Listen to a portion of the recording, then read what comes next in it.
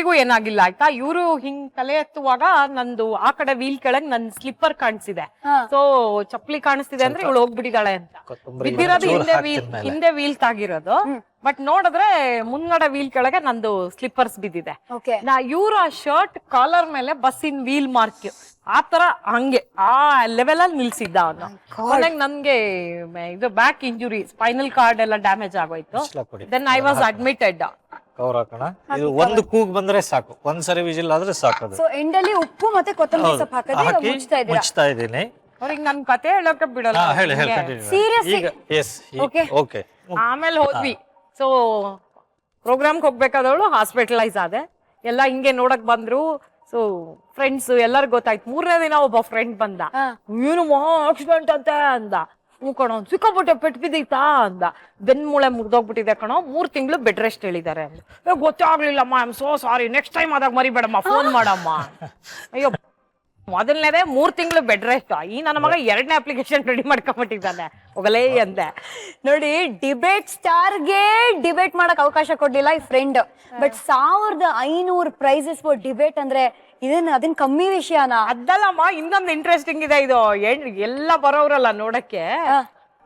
ಆಮೇಲೆ ಒಂದ್ 5-6 ದಿನ ಆದ್ಮೇಲೆ ಯಾರು ಬರಲ್ಲ, ಇವ್ರು ಒಬ್ಬರೇ ಊಟ ತಗೊಂಡ್ ಬರೋರು. ನಾನು ಒಂಥರ ಎಮೋಷನಲಿ ತುಂಬಾ ಡಿಸ್ಟರ್ಬ್ ಆಗ್ಬಿಟ್ಟಿದ್ದೆ. ನಂಗೆ ಕಣ್ಣು ಮುಚ್ಚಿದ್ರ ಬಸ್ಸು, ಆ ವೀಲು, ಅದೊಂಥರ ಇನ್ಸಿಡೆಂಟ್ ತುಂಬಾ ನೆನಪಾಗದು. ಸೊ ಒಂದ್ 8-9 ದಿನ ಆದ್ಮೇಲೆ ಇವ್ರು ಒಂದಿನ ಮಧ್ಯಾಹ್ನ ಊಟ ತಂದ್ರು, ಸ್ಪೆಷಲ್ ವಾರ್ಡ್ ಅದು. ಬನ್ರಿ ಇಲ್ಲಿ ಅಂದೆ, ಕೂತ್ಕೊಳ್ಳಿ ಅಂದೆ. ಕೂತ್ಕೊಂಡ್ರು. ಸೊ ಇವ್ರ ಕೈ ಹಿಡ್ಕೊಂಡೆ. ಏನ್ರಿ ಅಕಸ್ಮಾತ್ ನಾನೇನಾದ್ರೂ ಈ ಆಕ್ಸಿಡೆಂಟ್ ಅಲ್ಲಿ ಸತ್ ಹೋಗ್ಬಿಟ್ಟಿದ್ರೆ ನೀವ್ ಇನ್ನೊಂದ್ ಮದ್ವೆ ಆಗ್ತಿದ್ರಾ? ಸುಮ್ನೆರೆ ಹಂಗೆಲ್ಲ ಆಸೆ ಹುಟ್ಟಿಸ್ಬೇಡ ನನ್ಗೆ. ಅಲ್ವಾ ಮತ್ತೆ ಸುಮ್ನೆ ಹೇಳಿದ್ರೆ ಅಂತ ಮಾಡದ್ ಬಹಳ ಕಡಿಮೆ ಮಾತು, ಆಡಿದ್ರೆ ಹಿಂಗೆ bomb. Going back to debate, 1500 awards ಗಳನ್ನ ಡಿಬೇಟ್ ಗೋಸ್ಕರನೇ ನಮ್ಮ ಸುಧಾ ಬರ್ಗೂರು ಗೆದ್ದಿದ್ದಾರೆ. ಆದರೆ ಎಲ್ಲಾ ಹುಡುಗರು ಇವ್ರನ್ನ ಮದ್ವೆ ಆಗಬೇಕಾ ಅಂತಾನೆ ಡಿಬೇಟ್ ಮಾಡ್ತಿದ್ರಂತೆ. ಅದ್ ಯಾಕದು? ಏನ್ ಗೊತ್ತಾ, ನಮ್ಮಪ್ಪ ಅಮ್ಮ ಅಲ್ಲಿ ನೋಡಿದ್ರೆ ಅವರೇ ದುಶ್ಮನ್ಗಳು. ಎಲ್ಲ ಪ್ರೈಸ್ ಅವಾಗೆಲ್ಲ ಏನಂದ್ರೆ ಈ ಬೇಸಿನ್ಗಳು, ಸ್ಟೀಲ್ ಲೋಟಗಳು, ಸ್ಟೀಲ್ ಚೊಂಬುಗಳು, ಜಗ್ಗುಗಳು, ಇಂಥವೇ ಪ್ರೈಸ್ ಕೊಡ್ತಾ ಇದ್ದಿದ್ದ. ಇವ್ರು ನಮ್ಮ ಹುಡುಗಿಗ್ ಬಂದಿರೋ ಪ್ರೈಸ್ ಅಂತ ಫುಲ್ ಹೆಮ್ಮೆ 2 ಗಾಡ್ರೇಜ್ ಬೀರು ಜೋಡಿಸಿಟ್ಬಿಟ್ಟಿದ್ರು. ಬಂದ ಗಂಡಿನ ಮನೆಯವ್ರಿಗೆಲ್ಲ ಯಾರಾದ್ರೂ ಬಂದ್ರೆ ಹುಡುಗಿ ತೋರಿಸಿ ಅಂದ್ರೆ ಬೀರು ತೆಗಿಯೋದು. ಇದೆಲ್ಲ ನಮ್ಮ ಹುಡುಗಿನೇ ಡಿಬೇಟ್ ಅಲ್ಲಿ ಗೆದ್ದಿರೋದು ಅನ್ನೋದು. ಆಮೇಲೆ ನನ್ನನ್ನು ತೋರ್ಸವ್ರು. ಅವರು ಚೆನ್ನಾಗಿ ಉಪ್ಪಿಟ್ಟು, ಕಾಫಿ, ಕೇಸರಿ ಬಾತು, ಬೋಂಡ ತಿನ್ಬಿಟ್ಟು ಅಡ್ರೆಸ್ ಇಲ್ದೆ ಹೋಗ್ಬಿಡವ್ರು. ನಂಗೆ ಒಂಥರ ಬೇಜಾರಾಗೋದು. ಹೋಗ್ಬಿಟ್ಟು ಫೋನ್ ಮಾಡ್ತೀವಿ, ಕಾಗದ ಬರೀತೀವಿ ಅನ್ನೋರು. ಅವಾಗೆಲ್ಲ ಅಡ್ರೆಸ್ಸೇ ಇಲ್ಲ. ಏನ್ ನಾನು ಅಷ್ಟೊಂದ್ ಒಂಥರ ನೋಡಕ್ ಆಗ್ದಿರೋ ಫಿಗರ್ ಏನ್ ನೋಡ್ಕೊಳಲ್ವಲ್ಲ ಅಂತ. ನನ್ಗೆ ಒಂಥರ ಹೆಂಗಿದು, ಯಾಕೆ ರಿಜೆಕ್ಟ್ ಮಾಡ್ತಾ ಇದಾರೆ ಅಂತ. ಆಮೇಲೆ ಒಂದು 15-20 ಗಂಟೆಗಳು ಹಂಗ ಹೋದ್ಮೇಲೆ ದೆನ್ ನಮ್ ಮನೇಲಿ ರಿಯಲೈಸ್ ಮಾಡ್ಕೊಂಡ್ರು ಏನಾಗ್ತಿತ್ತು ಅಂದ್ರೆ, ಇವ್ರು ಬಂದವ್ರಿಗೆಲ್ಲ ಡಿಬೇಟ್ರು, ನಮ್ ಹುಡ್ಗಿ ಡಿಬೇಟ್ ಅಲ್ಲೇ ಸೋತಿಲ್ಲ ಅನ್ನೋರಲ್ಲ, ಆ ಗಂಡಿನ ಮನೆಯವ್ರಿಗೆ ಭಯ. ಇವ್ಳು ಇಲ್ಲೇ ಸೋತಿಲ್ಲ ಅಂದ್ರೆ ನಮ್ ಮನೇಲಿ ಬಂದ್ ಏನ್ ಕತೆ ಅಂತ ಬಂದವ್ರೆಲ್ಲ ಹೋಗ್ಬಿಡೋರು. ಅದಕ್ಕೆ ಇವ್ರು ಬಂದಾಗ ಹುಷಾರಾಗ್ಬಿಟ್ಟಿದ್ವಿ ನಾವು. ಇವ್ರು ಬಂದಾಗ ಏನಾಯ್ತು? ಇವ್ರು ಬಂದಾಗ ಏನ್ ಗೊತ್ತಾ, ಇವ್ರಿಗೆ ಫಸ್ಟೇ ನಮ್ಮ ಅಜ್ಜಿ ನಂಗೆ ವಾರ್ನಿಂಗ್ ಕೊಟ್ಬಿಟ್ಟಿದ್ಲು. ನೀ ತುಂಬಾ ಮಾತಾಡ್ತೀಯ ಕಣ, ಇಷ್ಟೊಂದು ಮಾತಾಡಿದ್ರೆ ಯಾವ ಗಂಡು ಒಪ್ಕೊಳ್ಳಲ್ಲ, ಕಡಿಮೆ ಮಾತಾಡ್ಬೇಕು, ಜಾಸ್ತಿ ನಾಚ್ಕೋಬೇಕು. ನಮ್ ಪ್ರಾಬ್ಲಮ್ ಏನು ಅಂದ್ರೆ, ನಾಚಿಕೆ ಅಂದ್ರೆ ಕ್ಯಾಚ್ ಅಂದ್ರದ್ ಆಚಿಕೆ ಅಂತ. ನಮ್ಗೆ ಗೊತ್ತಿಲ್ಲ ನಾಚ್ಕೊಳಕ್ಕೆ. ಏನದು ನಾಚಿಕೆ ಅಂದ್ರೆ? ಅದು ಕ್ಯಾಚ್ ಅಂದ್ರದ್ ಆಚಿಕೆ. ನಮ್ಗೆ ನಾಚಿಕೆ ಅಂದ್ರೆ ನಮ್ ಸಿನಿಮಾ ನಮ್ಮ ಹೀರೋಯಿನ್ಗಳು ಹಿಂಗೆ ಬಗ್ಗೆ ನೆಲ ಕೆರಿತಾರಲ್ಲ, ಅದೇ ಒಂದು ಗೊತ್ತಾಗಿದ್ದು. ಅಂದ್ರೆ ಅದು ಸಿನಿಮಾ ನೋಡಿ ಕಲ್ತ್ಕೊಂಡಿದ್ದೆ. ಸರಿ ಪಾಪ ಈ ಗಂಡು ಬಂತು, ಮನೆಯವ್ರೆಲ್ಲರ ಜೊತೆಗೆ ಬಂದ್ರು. ಅವಾಗ ಹೆಂಗೆ ಅಂದ್ರೆ, ಅವ್ರಿಗೆ ಪಬ್ಲಿಕ್ ಆಗಿ ನೋಡುವಾಗ ಸಮಸ್ಯೆ. ಯಾಕಂದ್ರೆ ಆ ಹುಡುಗಿ ಪರಿಚಯ ಇರಲ್ಲ, ಒಂಥರ ಮನೆಯವ್ರೆಲ್ಲ ಎದುರುಗಡೆ ಬಾಡಿ ಲ್ಯಾಂಗ್ವೇಜ್ ಪ್ರಾಬ್ಲಮ್. ಸೊ ಇವರಿಗೆ ಪಾಪ ನನ್ ನೋಡ್ಬೇಕು ಅಂತ ಆಸೆ, ಮುಜುಗ್ರ. ಇವ್ರೇನ್ ಮಾಡಿದ್ರು, ಬಂದು ಸೋಫಾನಲ್ಲಿ ಕುತ್ಕೊಂಡ್ರು. ಮನೆಯವ್ರೆಲ್ಲ ಜಾಯಿಂಟ್ ಫ್ಯಾಮಿಲಿ. ನಮ್ಮ ಮನೇಲಿ 20 ಜನ, ಇವ್ರ ಜೊತೆ 20 ಜನ ಬಂದ್ಬಿಟ್ಟಿದ್ದಾರೆ. ಗಂಡ ಯಾರು ಅನ್ನೋದೇ ಕನ್ಫ್ಯೂಸ್ ಆಯ್ತಾ. ಸೊ ಕುತ್ಕೊಂಡ್ಬಿಟ್ಟು ಫಸ್ಟ್ ಹಿಂಗ್ ಬಾಚ್ಕೊಂಡ್ರು ತಲೆ. ಆಮೇಲೆ ನೆಕ್ಸ್ಟ್ ಮೀಸೆ ಹಿಂಗ್ ಅನ್ಕೊಂಡ್ರು. ನಂದು ಅದೊಂದ್ ಕಂಡೀಷನ್ ಇತ್ತು ನಮ್ಮ ಅಪ್ಪನ ಹತ್ರ. ನೋಡಪ್ಪ, ನನ್ನ ಮದುವೆ ಆಗೋ ಗಂಡು 6 ಅಡಿ ಉದ್ದ ಇರ್ಬೇಕು, ಇಷ್ಟಪ್ಪ ಮೀಸೆ ಬಿಟ್ಟಿರ್ಬೇಕು. ಮೀಸೆ ಹೊತ್ತ ಗಂಡಸಿಗೆ ಡಿಮಾಂಡ್ ಡಿಮಾಂಡ್. ಅಲ್ಲ 6 ಅಡಿ ಸಿಕ್ಲಿಲ್ಲ, ಅದೊಂದೇ ಬೇಡ. ಯಾಕೆ ಗೊತ್ತಾ, ನಮ್ಮಪ್ಪ ಕೇಳೋರು, ಅಲ್ಲ ಮಗಳೇ ನೀನ್ ಇರೋ ನೆಲದಲ್ಲಿ 5 ಅಡಿ 1 ಇಂಚ್ ಇದೆಯಾ, ನೀನ್ ಯಾಕಮ್ಮ 6 ಅಡಿ ಗಂಡು ಅಂದ್ರೆ ನಿಂಗೆ ಗೊತ್ತಿಲ್ಲ ಕಣಪ್ಪ, ಗಂಡನ ಹತ್ರ ನಾನು ತಲೆ ಎತ್ತಿ ಮಾತಾಡ್ಬೇಕು, ಅವನು ತಲೆ ಬಗ್ಗಿಸ್ಕೊಂಡು ಕೇಳಿಸ್ಕೋಬೇಕು ಏನೇ ಹತ್ತಿಸ್ಲಾ ಇಲ್ಲಿ? ಇಲ್ಲ ಆಗಲ್ಲ. ಇವಾಗ ಏನೇ ಅಂತಂದ್ರೆ ಇವ ನಾಟ್ ರೀಚಬಲ್ ಆಗ್ಬಿಡ್ತಾರೆ. ಸೊ ಆಮೇಲೆ ಏನಾಯ್ತು, ಇವ್ರು ಬಂದ್ ಕೂತಿದ್ರಲ್ಲ, ಹಿಂಗಿಂಗ್ ಅನ್ಕೊಂಡ್ರು. ಆಮೇಲೆ ಮೀಸೆ ಹಿಂಗಿಂಗ್ ಅನ್ಕೊಂಡ್ರು. ಪರವಾಗಿಲ್ಲ ಮೀಸೆ ಇದೆ. ನಾವು ಎಲ್ಲ ಒಳಗಡೆ ನಮ್ಮನೆ ಬಾಗ್ಲುಗಳಲ್ಲಿ ಒಂದ್ ಕಿಂಡಿ ಇರೋದು, ಕನ್ಕನ್ ಕಿಂಡಿ. ಆ ರೂಮ್ ಕಿಂಡಿಯಿಂದ I was watching him. Okay, ನೋಡ್ತಾ ಇದೀನಿ, ಇದು ಹಿಂಗಿಂಗ್ ಅಂತೂ ಪರವಾಗಿಲ್ಲ ಕಣ್ರಿ. ನಾವು ನಮ್ ಕಸಿನ್ಸ್ಗೆ ಮೀಸೆ ಇದೆ ಅಂತ ಎಲ್ಲ ಒಂದೊಂದೇ ಕ್ವಾಲಿಟಿ. ಆಮೇಲೆ ಇವ್ರಿಗೆ ಕೈಯಲ್ಲಿ ಇಟ್ಕೋಬೇಕು ಗೊತ್ತಾಗ್ತಾ ಇಲ್ಲ. ಸೊ ಇವ್ರೇನ್ ಮಾಡಿದ್ರು, ಒಂಥರ ಫಸ್ಟ್ ಶರ್ಟ್ ಗುಂಡಿ ಇರುತ್ತಲ್ಲ ಬಟನ್, ಆ ಗುಂಡಿನ ಹಿಂಗ್ ತಿರ್ಗಿಸ್ಕೊತಾ ಇದ್ರು. ನಂಗೆ ಆಗ ಅನಿಸ್ತಿತ್ತು, ಅಯ್ಯೋ ಪಾಪ ಗುಂಡಿಲ್ ಬೀಳೋಕ್ ರೆಡಿ ಆಗ್ತಿದೀನಿ ಅಂತ ಸಿಂಬಾಲಿಕ್ ಆಗಿ ಹುಡ್ಗ ಹೇಳ್ತಿದ್ದಾನೆ. ನಾನ್ ಆಮೇಲೆ ಬಂದ್ ಎದುರು ಕೂತ್ನಲ್ಲ, ಕಾಲಲ್ಲಿ ಹಿಂಗ್ ನೆಲ ಕೆರಿತಿದ್ದೆ, ನೀ ಬೀಳೋ ಗುಂಡಿ ಇಲ್ಲೇ ತೋಡ್ತಾ ಇದ್ದೀನಿ ನೋಡ್ಕೊಳಪ್ಪ. ಹಂಗೆ ನಮ್ ಮದ್ವೆ ಆಗಿದ್ದು. ಅದಿರ್ಲಿ, ಮದ್ವೆ ಆದ್ಮೇಲೆ ಹೊರಗಡೆ ಕರ್ಕೊಂಡು ಹೋಗಿದ್ದೆ ಅಲ್ಲಿ ಒಂದ್ಸರಿ. ಅವ್ರು ಯಾರೋ ಹೇಳಿದ್ರಂತ, ಅಯ್ಯೋ ಹುಡುಗನಿಗೆ ನನ್ಗೆ ಈಗ ಸ್ವಲ್ಪ ಎಲ್ಲ ಕೂದಲು ಹೊರಟೋಯ್ತು ಬಿಡಿ, ತುಂಬಾ ಕೂದಲಿತ್ತು. ನೀನೇ ಹೇಳೋದನ್ನ ಸ್ವಲ್ಪ ಹೇಳಿ ಕೇಳಿಸ್ಕೊಳ್ಳಿ. ಸಿಕ್ಕಾಪಟ್ಟ ಕೂದ್ಲಿತ್ತು ಆಯ್ತಾ. ನಾನ್ ನಮ್ಮ ಆಂಟಿ ಹತ್ರ ಫಸ್ಟ್ ಇವ್ರು ನೋಡ್ಕೊಂಡು ಹೋಗಿದ್ನಿ, ಎಂಗೇಜ್ಮೆಂಟ್ ಆಗಿಲ್ಲ. ಹೆಂಗಿದಾನೆ ಹುಡುಗ ಅಂದ್ರೆ ಬೆಳ್ಳಗಿದಾನೆ ಅಂದ. ಆಮೇಲೆ ಅವ್ರಿದ್ದವ್ರು ನೋಡ್ಬೇಕು, ಒಂಥರ ಬೆಳ್ಳಕ್ಕಿದಾನಪ್ಪ ಹುಡುಗ ಅಂದ. ನಾನ್ ಕರಿ ಇದ್ನಲ್ಲ, ಅದು ಕಾನ್ಶಿಯಸ್ ನಂಗೆ. ಸರಿ, ಆಮೇಲೆ ಅವ್ರು ನಮ್ಮ ಆಂಟಿ ಸೆಕೆಂಡ್ ಟೈಮ್ ಇವ್ರು ನಮ್ಮ ಮನೆಗ್ ಬಂದಾಗ ನೋಡಿ ಫುಲ್ ಖುಷಿ. ಎಷ್ಟ್ ಚೆನ್ನಾಗಿದ್ದಾನೆ ಕಡೆ, ಒಂಥರ ಟೋಫನ್ ಹಾಕ್ದಂಗ್ ತಲೆ ಬಚ್ಕೊತಾನಲ್ವಾ ಅಂತ. ಅವ್ರಿಗೆ ವಿಗ್ಗು ಗೊತ್ತಿಲ್ಲ ಆಂಟಿಗೆ.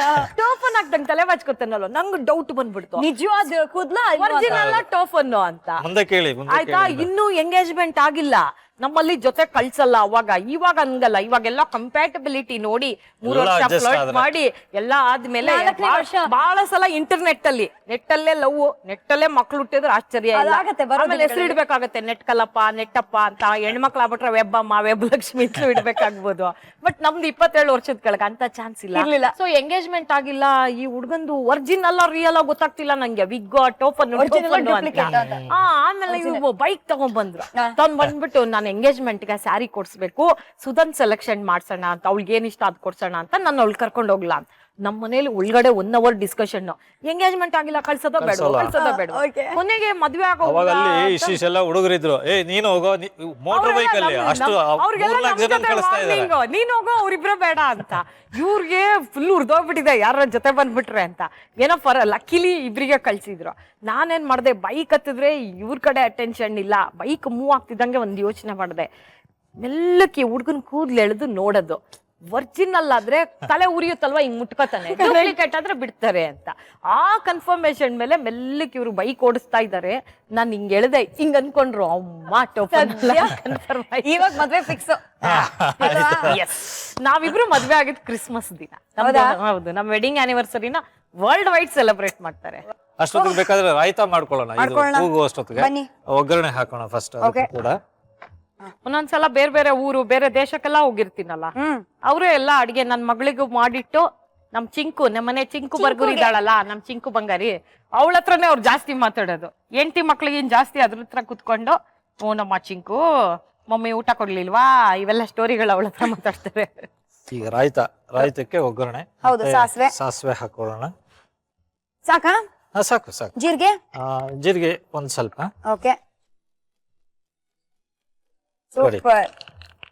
ಸುಂದರವಾಗಿ ಅಲಂಕಾರ ಮಾಡ್ಕೊಂಡಿರೋ ಇಬ್ರು ಹೆಣ್ಮಕ್ಳು ಅಸಿಸ್ಟ್ ಮಾಡಿದ್ರೆ, ಹಿಂಗು ತೆಂಗು ಇದ್ರೆ ಮಂಗಮ್ಮನು ಅಡಿಗೆ ಮಾಡ್ತಾಳೆ ಅನ್ನೋದು ಹಳೆಗಾದೆ. ಸೀದೋಗುತ್ತೆ, ಕರ್ಬೇವು ಆರುತ್ತೆ. ಹುಷಾರು.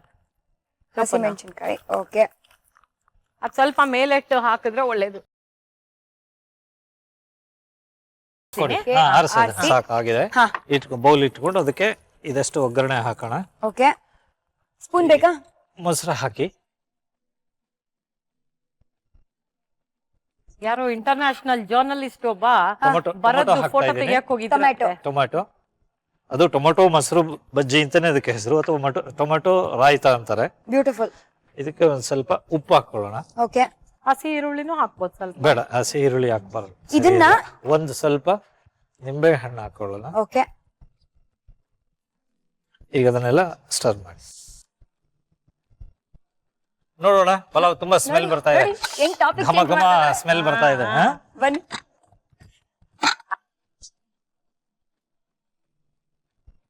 ಕ್ಲಾಸ್ ಆಗಿದೆ. ಈಗ ತಟ್ಟೆಗೆ ಹಾಕೋಣ, ಸರ್ವ್ ಮಾಡ್ಲಿಕ್ಕೆ. ಬೇಗ, ತುಂಬಾ ಹೊತ್ತು ಬಿಡಬಾರ್ದು, ಬಾಯಿನಲ್ಲಿ ನೀರು ಉಳಿತಾ ಇದೆ.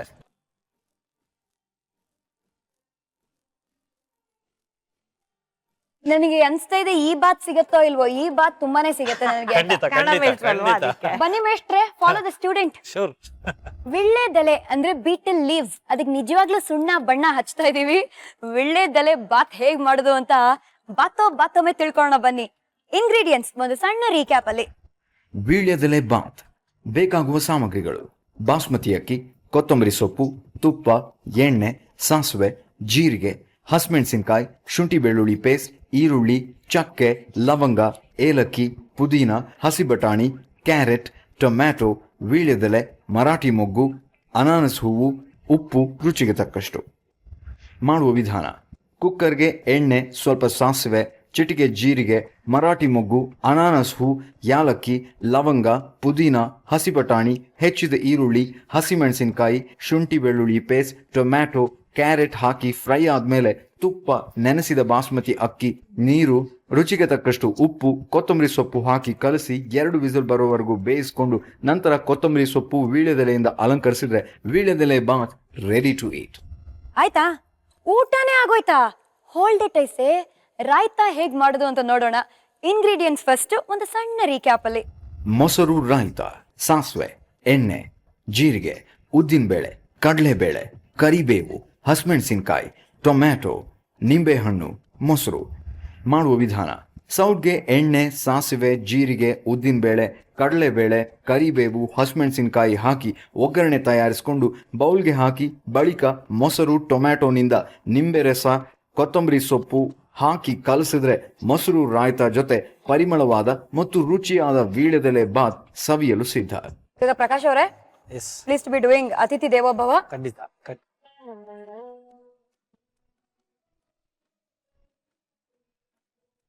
ಓಕೆನಾ?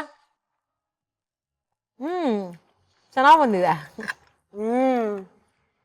ನೋಡಿದ್ರಾ ನಮ್ಮ ಯಜಮಾನ್ರು ನನ್ ಪಕ್ಕ ಇದ್ರೆ ಹೆಂಗ್ ಅಡಿಗೆ ಮಾಡ್ತಾರೆ ಅಂತ. ಅದು ನಿಜ, ಒಪ್ಕೊಂಡೆ. ಶ್ರುತಿ ಅಂತ ನನ್ನ ಹೆಸರು ತಗೊಂಡ್ರೆ ಇನ್ನೊಂದು ಒಂದು ವರ್ಡ್ ಅಟ್ಯಾಚ್ ಆಗುತ್ತೆ, ಬಿಗ್ ಕಾಫಿ ಅಂತ. ನಿಮ್ ಕಾಫಿ ಇಷ್ಟನಾ ಸುಧಾ? ಸಿಕ್ಕಾಪಟ್ಟೆ ಇಷ್ಟ. ಆದ್ರೆ ನಮ್ಮ ಮನೇಲಿ ಕಾಫಿ ಮಾಡೋದು ಅವ್ರೆ. ಈ makes very good coffee. Okay. 1/4 kg coffee powder 2 ದಿನ ನಮ್ಮ ಮನೇಲಿ ಫುಲ್ ಒಡಿಸ್. Totally satisfied. ಆಯ್ತು ಅಳಿ ಅಣ್ಣ, ಬನ್ನಿ.